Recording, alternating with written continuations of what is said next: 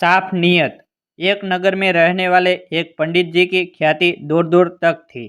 पास ही के गांव में स्थित मंदिर के पुजारी का आकस्मिक निधन होने की वजह से उन्हें वहां का पुजारी नियुक्त किया गया था।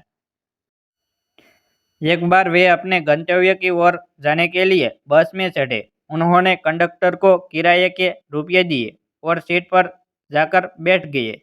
कंडक्टर ने जब किराया काटकर उन्हें रुपये वापस दिए तो पंडित जी ने पाया कि कंडक्टर ने 10 रुपये ज्यादा दे दिए हैं।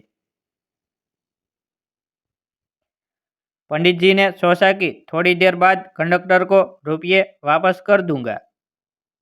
कुछ देर बाद मन में विचार आया कि बेवजह 10 रुपये जैसी मामूली रकम को लेकर परेशान हो रहे हैं। आखिर ये बस कंपनी वाले भी तो लाखों कमाते हैं। बेहतर है इन रुपयों को भगवान की भेंट समझकर अपने पास ही रख लिया जाए। वह इनका सदुपयोग ही करेंगे। मन में चल रहे विचारों के बीच उनका गंतव्य स्थल आ गया। बस से उतरते ही उनके कदम अचानक ठिठके।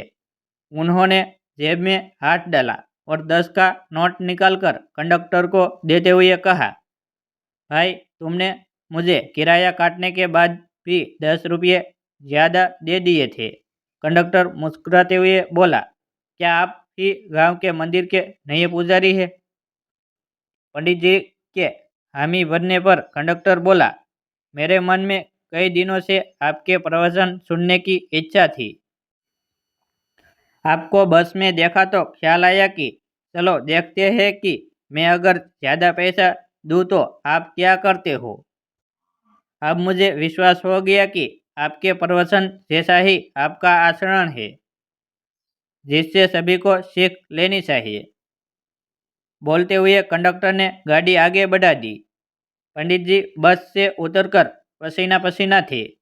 उन्होंने हाथ जोड़कर भगवान का आभार व्यक्त किया कि हे प्रभु, आपका लाख लाख शुक्र है जो आपने मुझसे बचा लिया।